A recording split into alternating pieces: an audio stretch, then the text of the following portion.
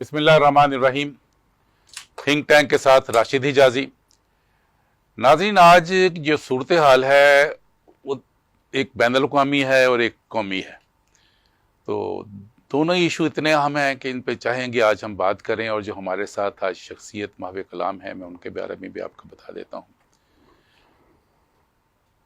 P T I سے تعلق ہے اور بڑا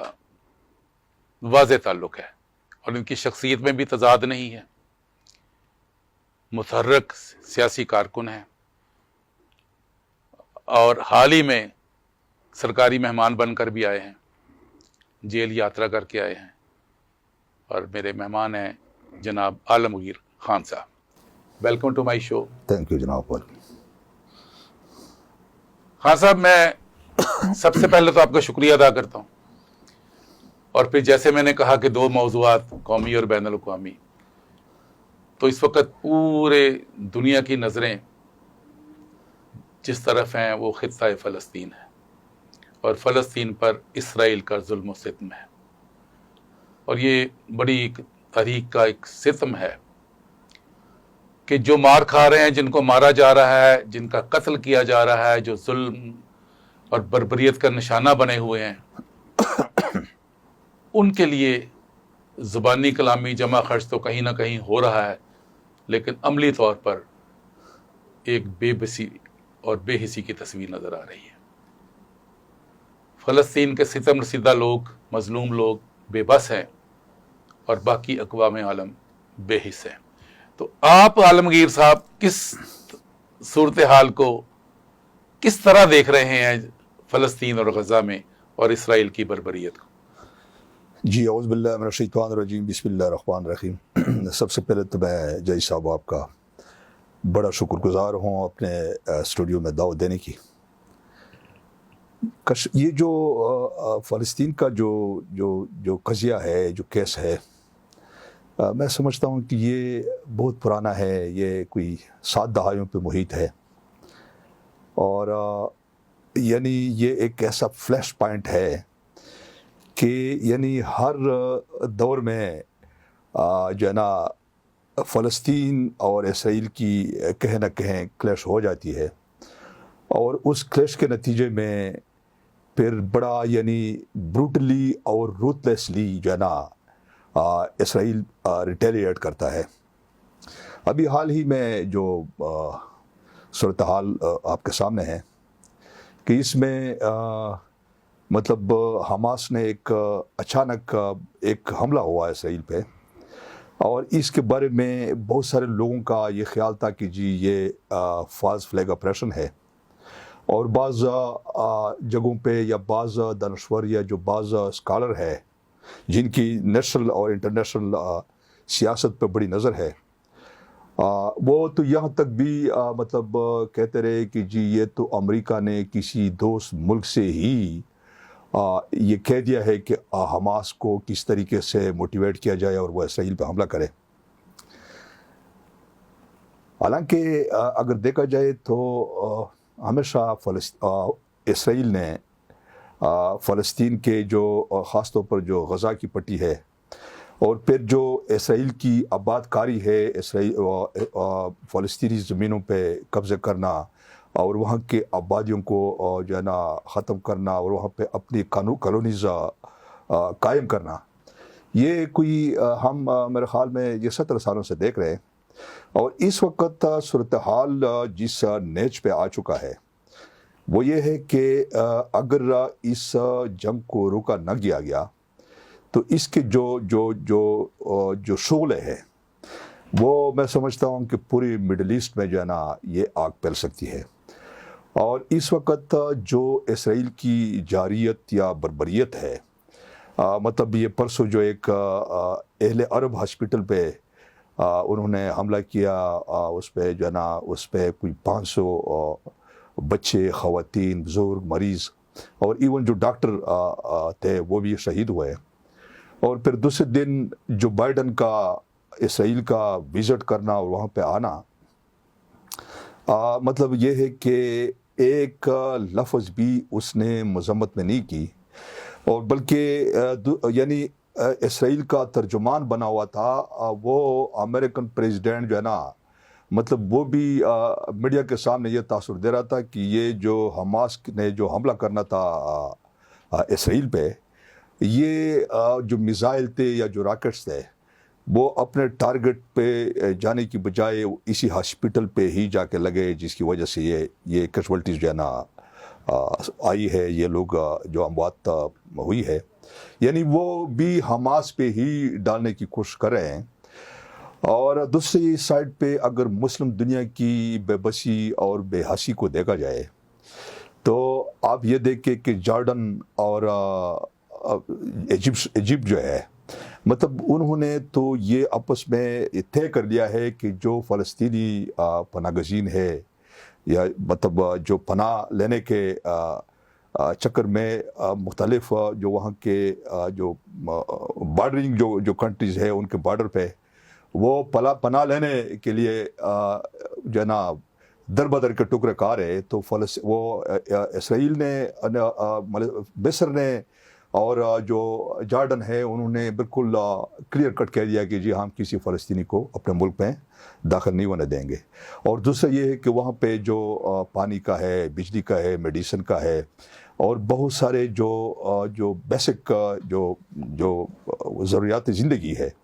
وہ انہوں نے بالکل ناکہ بندی کی ہے اور ضروریات زندگی بھی ان کو میسر نہیں ہے. تو ایسے میں سمجھتا ہوں کہ مسلم دنیا کو بٹ ٹھیک ہے اگر آپ نہیں وہ کر سکتے ہیں مطلب لیکن کم از کم آپ اپنے بارڈرز تو ان کے لیے کھول سکتے ہیں ان کی جو ضروریات زندگی ہے وہ تو ان کو پرووائڈ کر سکتے ہیں نا. تو یہ میں سمجھتا ہوں کہ مسلم دنیا کی بڑی بے بسی اور بے حسی ہے. حل کیا سمجھتے ہیں آپ؟ دیکھیں ابھی جو ڈپلومیسی ہو رہی تھی اس وقت یہ آپ کو یاد ہوگا کہ ابھی چند دن پہلے اسرائیل کا ایک کلچرل منسٹر وہاں 2-3 دن وزٹ پہ سعودی عرب گیا تھا اور پھر یونائٹڈ نیشن میں بھی کئی اس قسم کی چیزیں جو ہے نا سامنے آئی تھی اور اسرائیل نے یہ دعویٰ کیا تھا کہ اگر سعودی عرب نے ہمیں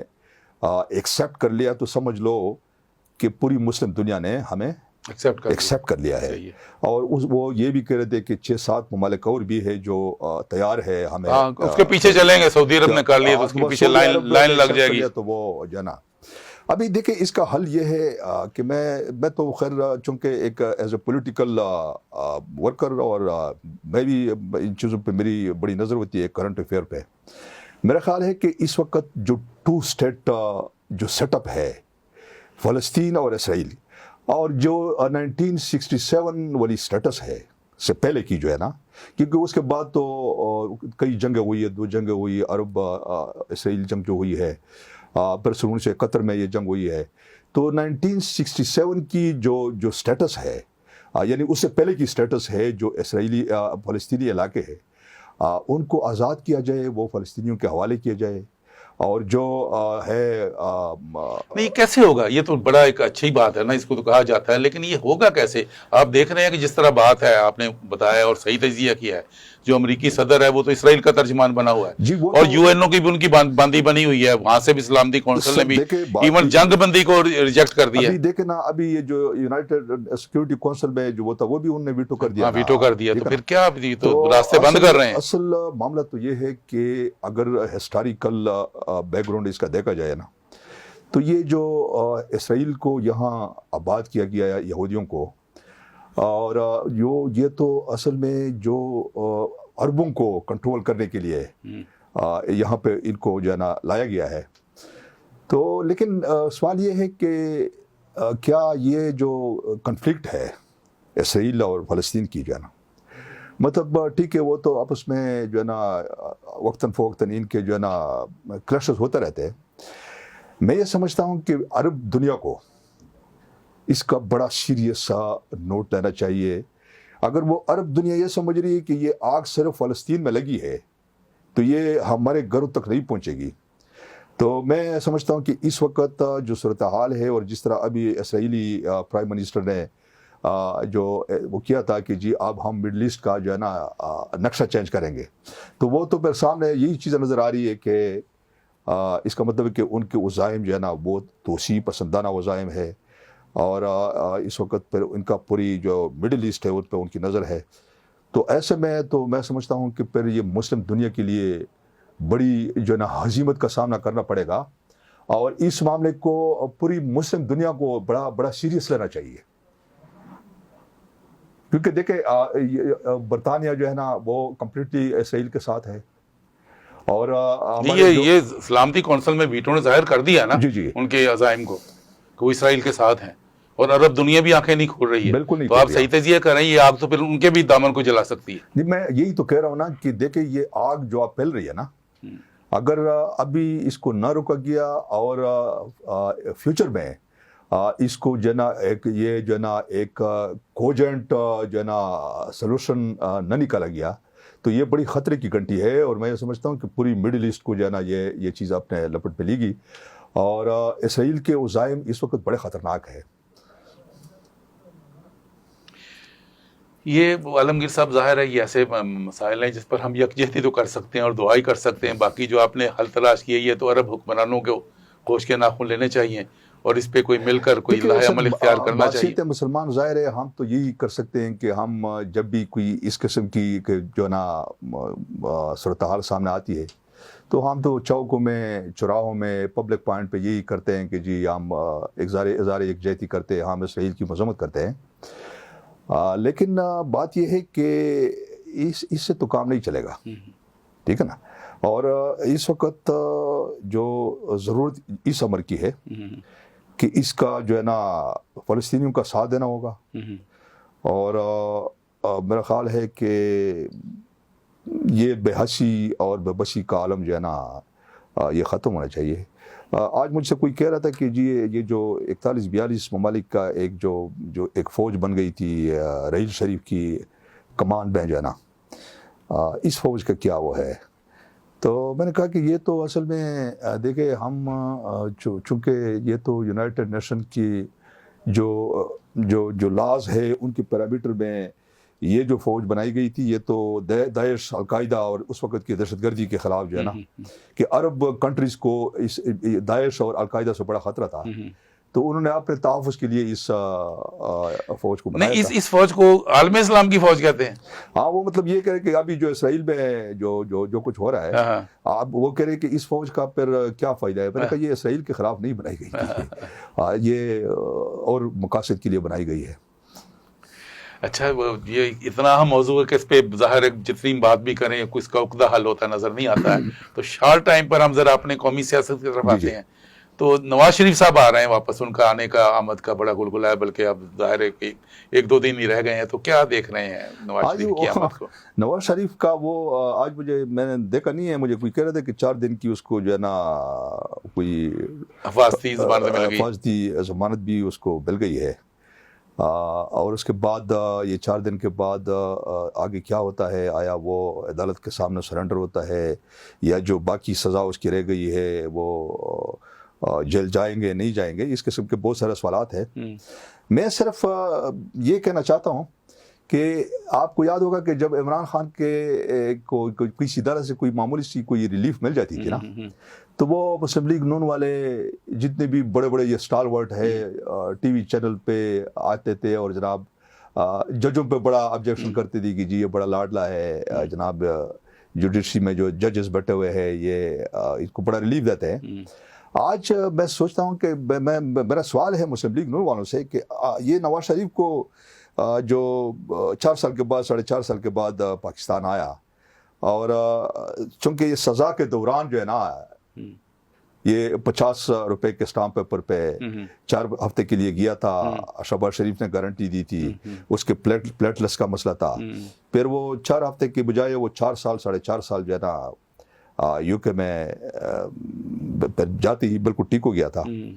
اور آج یہ آ گیا ہے اور اس کو جو ہے نا حفاظتی ضمانت بھی مل گئی ہے. تو اس کے بارے میں اب پتہ نہیں اس وقت مسلم لیگ نون والوں کا کیا موقف ہوگا. ہم تو یہ کہتے ہیں کہ پاکستان کی سیاسی ہسٹری میں اگر کوئی لاڈلا ہے تو وہ نواز شریف ہے. جوڈیشری کے بارے میں آپ دیکھیں پیپلز پارٹی والوں کا اپنا ایک وہ ہے کہ جی جوڈیشری ہمیشہ جو ہے نا پیپلز پارٹی کہتی ہے کہ جی ہمارے خلاف فیصلے آئے ہیں، اور عمران خان کے خلاف بھی تو آپ دیکھیں کہ جب عدم اعتماد تھا تو رات کے 12 بجے عدالتیں کھل گئی تھی. اور پھر سب سے بڑی شرمناک بات یہ تھی کہ اس وقت بھی وہ ملک کا چیف ایگزیکٹو تھا، اور رات کے 11-12 بجے پریزنر وین بھی نظر آ رہے تھے کہ ایک پرائم منسٹر ہے تو یہ جو پریزنر وین تھے یہ کس کے وہاں پہ آئے تھے، ٹھیک ہے نا۔ اچھا، پھر نواز شریف کا ایک وہ تھا کہ ووٹ کو عزت دو، ٹھیک ہے نا۔ پھر جناب ایک بیانیہ وہ اور جو ہے نا وہ تشکیل دے رہے تھے کہ جی جو جنرل باجوہ ہے اور وہ فیض حمید ہے ان کا ہم احتساب کریں گے، اس سے بھی پیچھے ہٹ گئے، ووٹ کو عزت دو کے نعرے سے بھی پیچھے ہٹ گئے۔ اور ابھی 21 کو جناب اس کے فقید المثال استقبال کے لیے بڑی تیاریاں ہو رہی ہے۔ تو میں یہ سمجھتا ہوں کہ پاکستان جو کہتے ہیں نا کہ بنانا ریپبلک جو ہے نا۔ اچھا، ٹائم بالکل آخر پہ جا رہا ہے، تو اہم ترین سوال تو یہ اٹھتا ہے کہ یہ سارا جو نقشہ سجایا جا رہا ہے، وہ کہا جا رہا ہے کہ اب الیکشن جو ہو جانے چاہیے تھے 90 روز میں وہ تو نہیں ہوئے، لیکن جنوری کا سنا یا فروری کے اوائل میں، فروری جب بھی ہوتے ہیں، تو اس میں کیا سمجھتے ہیں کہ الیکشن میں نواز شریف کے لیے تو پورا ماحول وہ کہتے ہیں بلکہ کہ سرکاری کارپیٹ جو وہ سجا دیا گیا ہے، تو دوسرے جو آپ کے پارٹی لیڈر ہیں ان کے بارے میں آپ کیا؟ دیکھیں، پہلی بات تو یہ ہے کہ پی ٹی آئی اس وقت جو گراف ہے، مطلب کئی سروے بھی آپ کے سامنے ہیں، اس وقت 70-80 لوگ جو ہے نا وہ پی ٹی آئی کو کہ جو ہے نا یعنی عمران خان کے ساتھ ہے جب بھی الیکشن ہوئے۔ ایک تو یہ بات ہے، دوسری بات یہ ہے کہ اگر پی ٹی آئی کو الیکشن سے آؤٹ کیا جاتا ہے تو وہ الیکشن کریڈیبل نہیں ہوں گے، دوسری بات یہ ہے۔ تیسری بات یہ ہے کہ ابھی جو الیکشن ہوں گے اگر ہوئے تو وہ پولیٹیکل سائنس میں کہتے ہیں نا وہ ہنگ پارلیمنٹ جو ہے نا، وہ نواز شریف یا دوسرے جو پولیٹیکل پراکسی ونگز ہے اسٹیبلشمنٹ کے، چھوٹی چھوٹی جو جماعتیں ہیں، یعنی کسی کی بھی واضح اکثریت نہیں ہوگی، ایک ہنگ پارلیمنٹ ہوگا، اور ہنگ پارلیمنٹ کا مقصد یہی ہوگا کہ وہ اسٹیبلشمنٹ کے مرہون مینت ہوں گے۔ تو میں ویسے یہ آج یہ میں سوچ رہا تھا کہ پھر یہ اس سیاست کا یا اس حکومت کا کیا فائدہ کہ حکومت کسی یعنی ڈیفیکٹو کوئی اور ہے، اور مجھے اور آپ کو صرف میرے اور آپ کو جھنڈے فلیگ لگا کے اور میں اور آپ اسی میں خوش ہوتے ہیں کہ جی ہم اقتدار میں۔ ناظرین، وقت کی تحدید ہے، لیکن بڑی اہم بات کہہ گئے عالمگیر صاحب کہ نظر یہ آ رہا ہے کہ چہرے کوئی اور ہوں گے، پیچھے کوئی اور ہوگا۔ اصل بات تو یہ کہہ رہے ہیں کہ ہنگ پارلیمنٹ کو دیکھ رہے ہیں۔ اس صورت میں اگر عمران خان کو الیکشن سے باہر رکھا جاتا ہے تو پہلا سوال انہوں نے یہ کیا ہے کہ کیا ایسے الیکشن کی کریڈیبلٹی ہوگی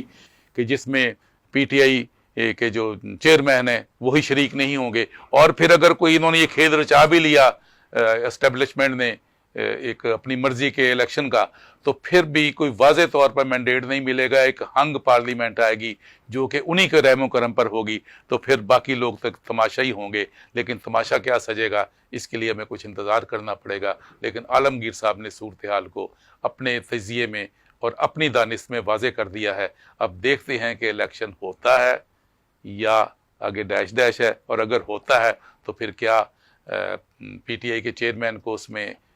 شرکت کی اجازت ہوتی ہے، اور اگر پی ٹی آئی کے بغیر الیکشن ہوتے ہیں تو پھر الیکشن کا نتائج کی صورتحال کیا ہوگی، کون سی پارلیمنٹ آئے گی اور کون سی حکومت ہوگی اور کس کا مجھے اعتماد حاصل ہوگا، یہ ایک سوالیہ نشان ہے جو ابھی تک عوام جس کی طرف دیکھ رہے ہیں کہ پردہ غیب سے کیا سامنے آتا ہے۔ عالمگیر صاحب، آپ کا بہت بہت شکریہ، آپ نے بہت اچھا تجزیہ کیا، اور راشد حجازی کو اجازت دیجیے۔ اللہ حافظ و ناصر۔